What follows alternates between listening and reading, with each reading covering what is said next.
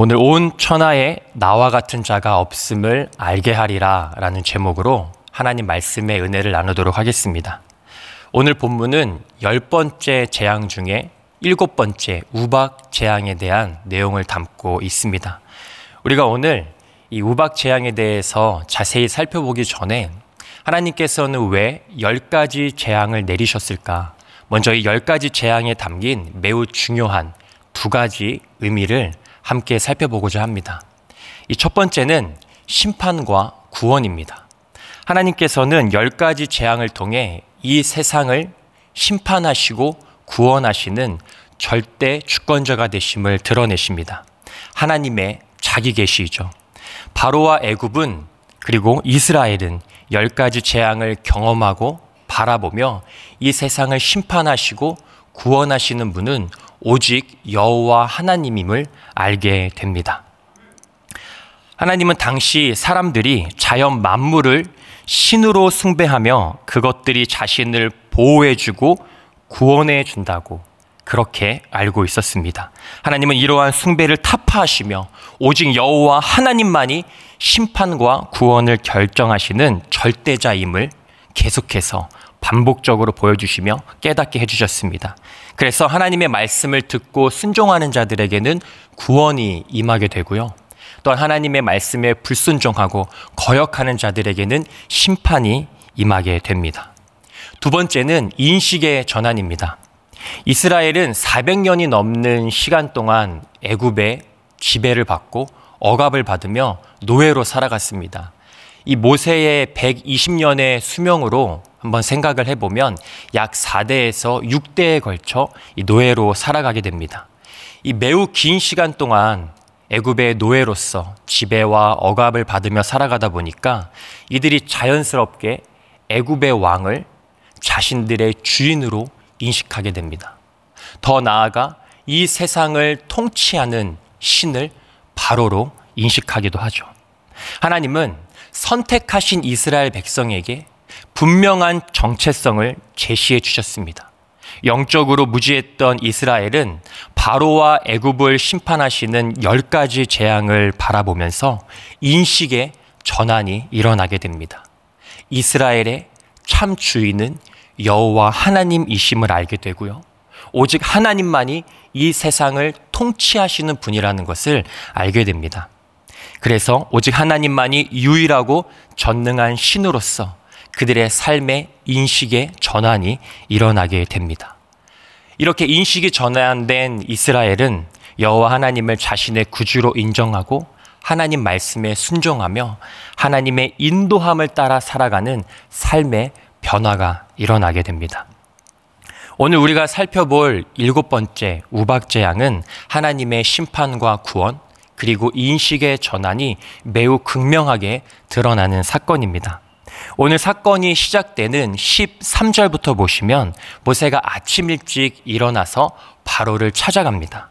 만약 이번에도 바로가 하나님의 뜻을 거역할 경우에는 지금까지의 재앙과는 차원이 다른 재앙이 임할 것을 경고합니다. 내일 이맘때가 되면 애굽의 역사상 전무후무한 우박이 내리게 되는데 하나님의 말씀을 듣고 피하면 살 수 있고 만약 하나님의 말씀을 듣지 않고 불순종하면 모든 생명이 다 죽을 것이라는 것을 경고하게 됩니다. 하나님은 바로와 애굽에게 기회를 주시면서 동시에 하나님의 심판이 절정을 향해 가는 것을 느낄 수 있습니다. 하나님께서 기회를 주시고 경고를 하셨음에도 불구하고 완고한 바로는 순종하지 않고 마음을 돌이키지 않습니다. 앞서 6번의 재앙을 경험하고도 전혀 변화되지 않는 모습을 보여줍니다. 16절을 보시면 하나님은 모세를 통해 바로의 존재를 자각하게 하십니다. 세상 모든 사람들에게 신으로 추앙받는 이 바로에게는 굴욕의 순간이기도 하는데요. 우리 함께 출애굽기 9장 16절을 읽겠습니다. 시작. 내가 너를 세웠음은 나의 능력을 내게 보이고 내 이름이 온 천하에 전파되게 하려 하였음이니라. 아멘. 하나님은 절대 주권자이시며 정의로운 분이심을 드러내기 위해서 이 바로를 완고한 바로를 사용하셨습니다. 바로는 계속되는 하나님의 권면과 자비에도 불구하고 하나님의 뜻을 깨닫지 못하고 완고했습니다. 20절을 보시면 바로의 신하들조차 하나님 말씀에 순종하여 자신의 생명과 재산을 지키기도 했습니다. 그러나 완고한 바로는 끝내 10번째 재앙으로 자신이 가장 소중히 여기는 것을 잃게 되고 또 홍해의 사건으로 인해 수장을 당하게 됩니다. 그리고 온 세계가 바로와 애굽에게 벌어진 일로 말미암아 여호와 하나님을 알게 됩니다. 여기서 우리는 너무 감사한 하나님의 은혜를 발견하게 되는데요. 하나님께서 저와 여러분을 완고한 바로처럼 또한 애굽처럼 심판을 당하는 존재로 사용하는 것이 아니라 하나님의 자녀로 선택해 주시고 구원해 주시고 하나님 나라에서 영원히 살아갈 수 있도록 책임져 주셨다라는 것입니다.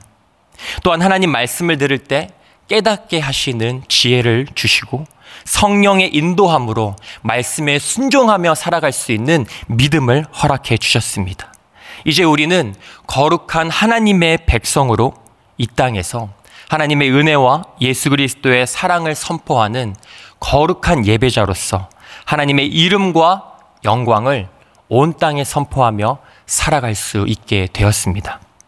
오늘도 하나님께서 나에게 베풀어 주실 그 은혜와 사랑을 기억하면서 나를 통해 영광 받으실 그 일을 기대하며 오늘도 일상에서 선교적 사명을 감당하는 저와 여러분이 되기를 소망합니다. 완고한 바로는 하나님의 경고에도 이스라엘 백성을 풀어주지 않았습니다. 그리고 결국 심판의 시간이 되었습니다. 모세는 하나님의 말씀을 따라 하늘을 향하여 지팡이를 들었고 하나님은 우레소리와 함께 우박을 애굽 전역에 내리셨습니다. 애굽이 세워진 그 날로부터 지금까지 이러한 우박이 없었습니다. 이 우박이 크게 발달하게 되면은 지름이 약 20cm가 넘는다라고 합니다. 이 지름 20cm는 축구공과 같습니다. 여러분, 만약 하늘에서 이 축구공과 같은 얼음 덩어리가 비가 오듯이 쏟아진다면 여러분 과연 어떨까요? 우리 함께 25절을 읽겠습니다. 시작. 우박이 애굽 온 땅에서 사람과 짐승을 막론하고 밭에 있는 모든 것을 쳤으며 우박이 또 밭의 모든 채소를 치고 들의 모든 나무를 꺾었으되. 이 우박의 파괴력이 얼마나 대단했던지 사람과 짐승은 물론이거니와 들에 있는 모든 나무가 꺾였다고 기록이 되어 있습니다. 그 나무가 형체를 알아보지 못했다라는 의미입니다. 바로와 애굽을 향한 하나님의 심판이 엄중했던 것만큼 이 우박의 크기도 또한 이 진노가 상당히 대단했다라는 것을 생각해 볼 수 있습니다.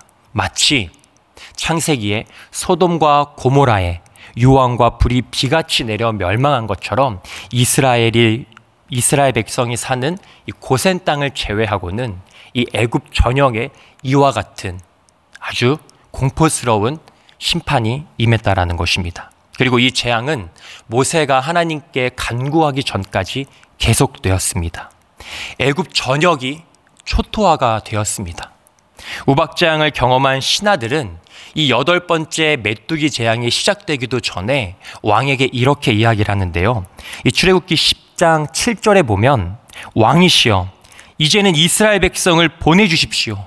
왕은 아직도 애굽이 망한 줄을 알지 못하십니까?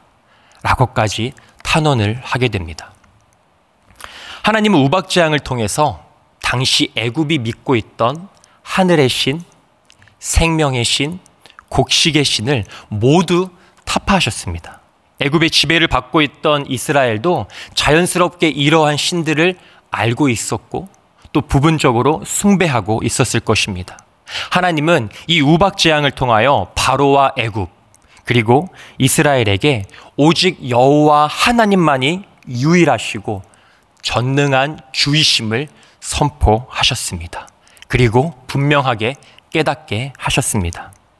27절을 보시면 우박 재앙으로 인해 국가적인 큰 피해가 생기자 바로가 급히 모세와 아론을 불러들입니다.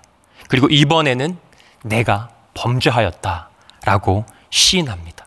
그리고 이스라엘 백성을 풀어줄 테니 당장 이 우박 재앙을 멈춰달라고 간청합니다. 지금 이 바로가 문자적으로 볼 때는 진정성이 있는 것 같고 하나님을 경외하는 것 같이 보이지만 우리가 뒤에 35절을 확인해 보면 지금 이 잘못을 시인하는 것은 거짓임을 알 수 있습니다. 지금 바로는 하나님을 경외함으로 진정성이 담긴 회개를 하는 것이 아니라 단지 지금 눈앞의 위기를 모면하고자 그가 이렇게 이야기를 했습니다. 우리 함께 35절을 읽겠습니다. 시작. 바로의 마음이 완악하여 이스라엘 자손을 내보내지 아니하였으니 여호와께서 모세에게 말씀하심과 같더라. 아멘. 하나님으로부터 멀어진 인간은 눈앞에 어떠한 일이 펼쳐지더라도 스스로 회개할 수 없고 바로 설 수 없는 무능한 존재일 뿐입니다. 그리고 타락한 인간에게는 끝내 결국 최종 심판이 기다리고 있습니다. 모세는 하나님의 때를 기다렸고 성 밖으로 나가서 하나님을 향하여 손을 들자 맹렬히 쏟아졌던 우박이 멈췄습니다. 그리고 바로와 바로의 신하들은 기다렸다는 듯이 말을 바꾸고 이스라엘 백성을 보내주지 않았죠. 이렇게 참 안타까운 결말이 오늘 35절로 끝나게 됩니다.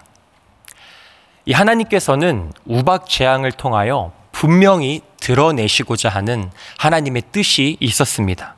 그것은 14절에 기록된 것처럼 온 천하에 나와 같은 자가 없음을 알게 하시려 하는 그러한 뜻입니다. 당시 바로와 애굽은 여호와 하나님을 단지 이스라엘의 수호신 정도로만 생각을 했습니다.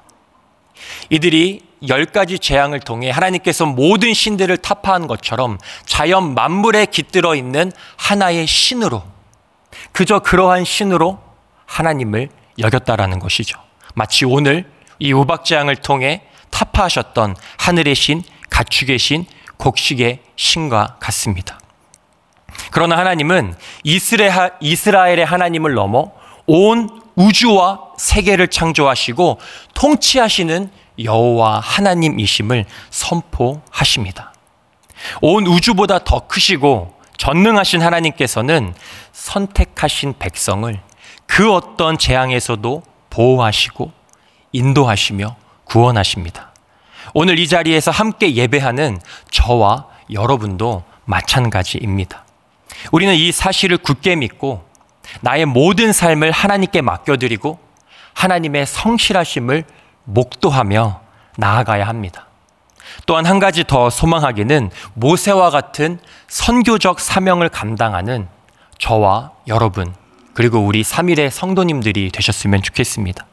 완고한 바로와 애굽에게 계속해서 하나님의 뜻을 들고 나아갔던 것처럼 온 천하에 하나님과 같은 분이 없다라는 것을 알려주는 그러한 선교적 사명을 끝까지 감당했던 모세처럼 오늘 아직까지 하나님을 알지 못하고 변화되지 않는 내가 속한 공동체가 있다면 하나님의 통치하심을 기대하고 은혜와 사랑을 기대하며 복음을 들고 나아가는 아름다운 발걸음이 저와 여러분의 삶에 고백되어지길 간절히 소망합니다. 오늘 말씀의 은혜를 생각하며 또한 각자 가지고 나온 기도 제목으로 기도하신 후에 삶의 자리로 나아가도록 하겠습니다. 함께 기도하겠습니다. 하나님, 오늘도 온 천하에 하나님과 같은 분이 없음을 알게 하심을 감사드립니다. 이 우박 재앙을 통하여